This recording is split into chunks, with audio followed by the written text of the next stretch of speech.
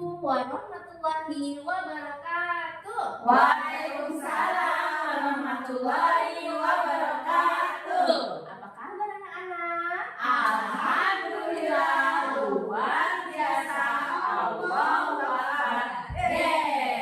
Oke, Masya Allah, hari ini kita bertemu lagi. Siapa yang sudah sarapan di rumah? Saya sudah sarapan. Berarti kalau sudah sarapan, harusnya sudah semangat dong. Kita tepuk semangat. Tepuk semangat. Oke, tepuk mobil. Belok kanan. Belok kiri. Ajut. Oke, kita hari ini akan memulai dengan membaca suratul Fatihah. Suaranya bisa dikeluarkan, jangan malu-malu, oke? Ya, Bu. Yuk, kita mulai baca suratul Fatihahnya ya. Al-Fatihah. Bismillahirrahmanirrahim. Alhamdulillahi Rabbil Alamin. Ar-Rahmanir-Rahim. Maliki yaumiddin. Iyyaka na'budu wa iyyaka nasta'in. Ihdinas siratal mustaqim. Siratal ladzina an'amta 'alaihim ghairil maghdubi 'alaihim waladdallin. Amin. Doa belajarnya bismillah. Bismillahirrahmanirrahim. Rabbi zidni ilman warzuqni fahman. Artinya, Ya Allah, tambahkanlah ilmuku dan bertinggilah kecerdasanku. Amin. doa kedua orang tua. Bismillahirrahmanirrahim. Rabbi firli wa liwalidayya warhamhuma kama rabbayani shaghira. Ya Allah, ampunilah dosaku dan dosa kedua orang tuaku. Sayangilah mereka sebagaimana mereka menyayangiku di waktu kecil. Amin. Oke, sekarang Bu Guru mau tanya. Hari ini hari apa ya? Ada yang tahu? Senin, Bu Guru. Siapa tahu sekarang hari apa? Senin. Senin, sekarang hari Senin. Siapa tahu kemarin hari apa? Minggu, kemarin hari Minggu. Senin, Selasa, Rabu, Kamis, Jumat, Sabtu, Minggu, itu nama-nama hari. Luar biasa. Oke, tepuk tangan dong. Oke, hari ini Bu Guru mau kasih kejutan loh. Ada yang iya, kita mau berkunjung. Ada yang mau kita mau berkunjung ke yang namanya kandang kurban atau kandang kambing, kandang sapi. Siapa yang mau lihat? Sebelum ke sana, nanti kita akan melihat dulu kisah. Nah, kita akan menonton video tentang kisah Nabi Ibrahim yang mengorbankan anaknya untuk disembahkan kepada Allah sebagai tanda cinta kepada Allah. Siapa yang tahu hewan apa aja yang bisa dikurban? Ayo Bu Guru, kambing. Iya, Saya Bu Guru, kebo. boleh. Sapi. Iya, kalau kambing, kerbau, sapi boleh dikurbankan sebagai tanda cinta kita kepada Allah. Siapa yang di rumahnya akan berkurban tahun ini? Saya Bu Guru. Kurban apa sayang? Sapi. Sapi. Kata mama aku. mamaku kurban sapi. Wah, keren. Kalau sapi itu kan besar ya, Ya. beda dengan kambing. Jadi kalau sapi, menurut sunnah Rasulullah itu bisa untuk tujuh orang. Jadi kalau kambing itu untuk satu orang. Terus kalau kambing itu makanannya apa ya? Bukannya donat? Bukan, Bu Guru. Kalau kambing makannya rumput. Daun guru doyan nggak kambing? Daun doyan, karena dia termasuk jenis tumbuhan. Kemudian guru mau tanya, kambing itu ciptaan siapa sih? Allah. Jadi kita harus saling menyayangi ciptaan Allah. Kalau kita sayang sama ciptaan Allah, makhluk Allah, Allah juga akan sayang sama kita. Kita sebut apa? Masya Allah. Oke, sekarang Bu Guru mau kasih lihat video tentang kisah Nabi Ibrahim. Kalian bisa lihat ceritanya seperti apa. Nanti Bu Guru setelah video, Bu Guru ingin dengar cerita dari kalian. Paham? Paham? Oke, kita lihat ya. Boleh maju sedikit? Ayo maju. Oke, sebelum kita lihat kambingnya, kita lihat dulu videonya. Ya. Terdengar tidak? Belum, Bu. Belum, Bu Guru.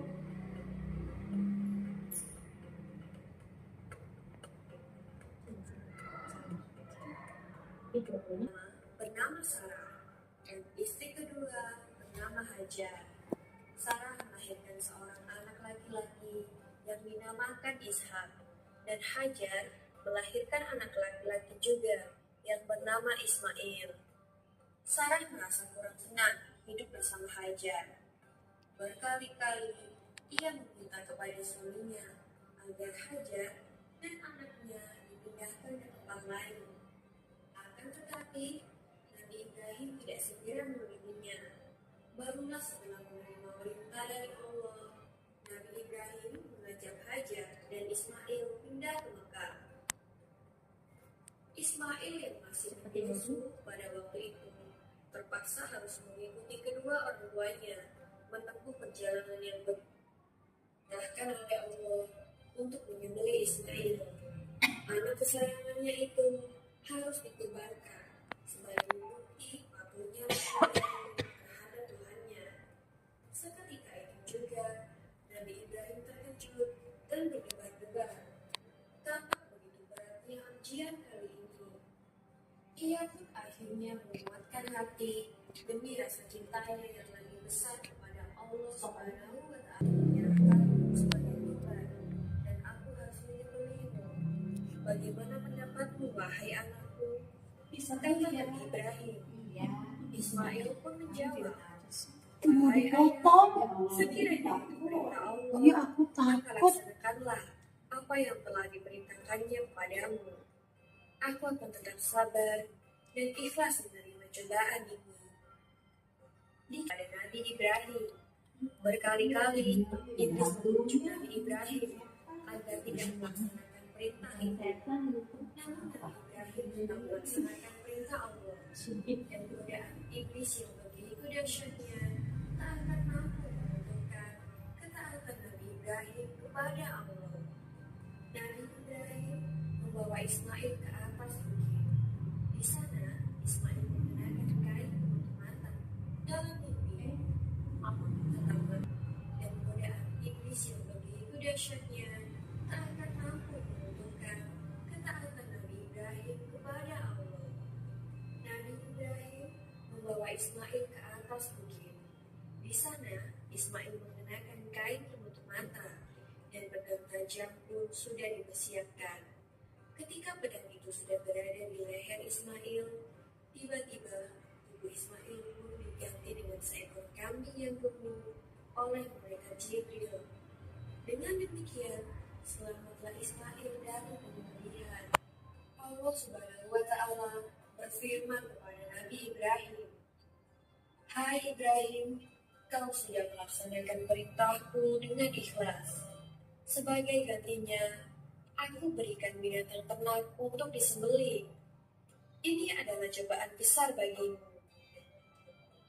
Peristiwa itu terjadi pada tanggal 10 Dzulhijjah di Mina, dan sampai sekarang dirayakan seluruh umat muslim sebagai hari raya Idul Adha. Dan umat Islam yang melaksanakan ibadah haji juga dapat melakukan kurban di Mina sebagai penghormatan atas Nabi Ibrahim alaihissalam. Demikian kisah Nabi Ibrahim alaihissalam. Semoga kisah ini dapat mempertebal iman kita kepada Allah Subhanahu wa Ta'ala. Ya, sudah jelas dengan videonya? Jelas Bu. Oke, kalau udah Tadi aku takut kenapa sayang? ada iblis. Iya. Sering melihat kambing dipotong di masjid-masjid dulu. Oh iya, itu kalau pas waktu dipotong itu waktunya apa ya? Tahu nggak? Tahu. Ya, tadi kan udah dijelasin ya. Kalau Nabi Ibrahim itu dikasih cobaan oleh Allah untuk menyembelih anaknya, dan anaknya menerima dengan ikhlas. Karena apa? Karena patuh dan taat kepada Allah. Kenapa tadi iblis menggoda Ismail atau Ibrahim untuk tidak melakukan perintah Allah? Agar supaya Nabi Ibrahim dan Ismail tidak mematuhi aturan perintah Allah. Ya, jadi ini adalah ujian untuk Nabi Ibrahim, merelakan anak kesayangannya untuk disembelih oleh perintah Allah. Dan karena taatnya Nabi Ibrahim dan Ismail pada Allah, mereka akan melaksanakannya. Tadi sudah lihat ya, Nabi Ismail akan disembelih oleh bapaknya, potong atau dipotong ya kepalanya. Mau nggak dipotong kepalanya? Ya, itu zaman dahulu. Karena apa? Allah ingin mencoba atau menguji keimanan dari Nabi Ibrahim dan Ismail. Dan ternyata Allah saking sayangnya dengan Nabi Ibrahim, karena Ibrahim dan Ismail taat kepada Allah, maka Allah memerintahkan malaikat Jibril untuk menggantikan Ismail dengan domba atau kambing. Jadi yang disembelih siapa? Domba. Iya, dombanya bukan Ismail. Jadilah peristiwa itu diperingati oleh umat Islam sebagai Idul Adha atau Idul Kurban. Dan sambil ada Idul Kurban dan Idul Adha itu disertai dengan ibadah haji sesuai dengan rukun Islam yang ke-5. Sudah paham? Iya. Ada yang mau ditanyakan? Oke, sekarang saya guru mau tanya. Coba Titin, Ya Bu Guru, kenapa Nabi Ismail mau disembelih? Mau karena dia taat sama orang tua dan Allah. Iya, pintar sekali ya, Pak Guru, Masya Allah. Kenapa Nabi Ismail mau disembelih? Mau karena dia taat sama orang tua dan Allah. Iya, pintar sekali ya, Pak Guru, Masya Allah. Terus kalau kambingnya, pernah lihat nggak kambing dipotong tadi ya? Sapi juga dipotong. Biasanya kalau kambing dan sapi dipotong, mereka mengeluarkan apa ya? Suka nangis kan? Ya. Takutnya darah ya. Potong gini. Jadi kenapa hewan kurban itu biasanya dia menangis atau meneteskan air mata? Karena dia apa? Karena dia merasa bahagia, senang karena apa? Dirinya dijadikan kurban oleh manusia yang akan dipersembahkan oleh Allah. Dia akan segera bertemu dengan karena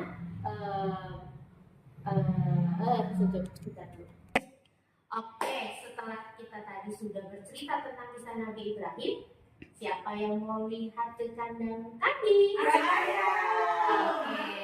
kita akan membahas ya. Kambing itu seperti apa sih, ya kan? Sapi itu seperti apa? Nanti kita ke sana. Tapi sebelum kita berangkat, teman-teman boleh minum dulu, makan dulu ya. Kita istirahat terlebih dahulu, baru kita berangkat ke. Sekarang cuci tangan.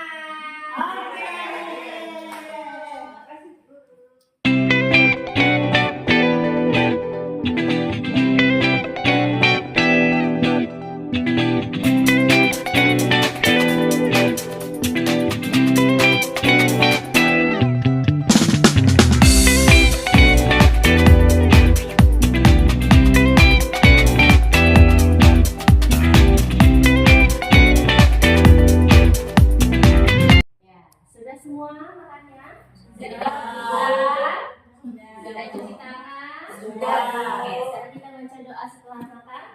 Bismillahirrahmanirrahim.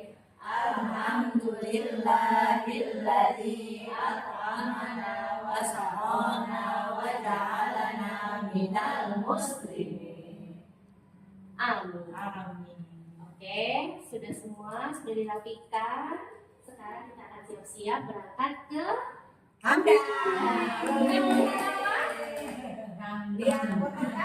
sedang tidak mau lihat kami? Sudah ya? Apa? Ya, kita semua udah sampai. Gimana? Di kandang kambing. Ya. Kita ada di mana sekarang? Ya, kambingnya ada yang warna apa? Putih. Pintar. Nah, sekarang kita mau lihat nih di kambing itu ada apa aja. Terus kita mau kasih makan rumput. Ya. Nanti teman-teman boleh ya pilih yang di sana juga ada kambingnya, di sini juga ada. Teman-teman boleh lihat pegang. Tapi ingat ya, jangan dibungkus. Kita harus menyayangi binatang. Oke, sekarang ambil rumput secukupnya. Ya. Langsung kasih makan. Kamu takut ya? Iya, aku berani. Yuk. Nah, ini gede nih kambingnya. Ayo makan. Makan. Yang sebelah sana noh.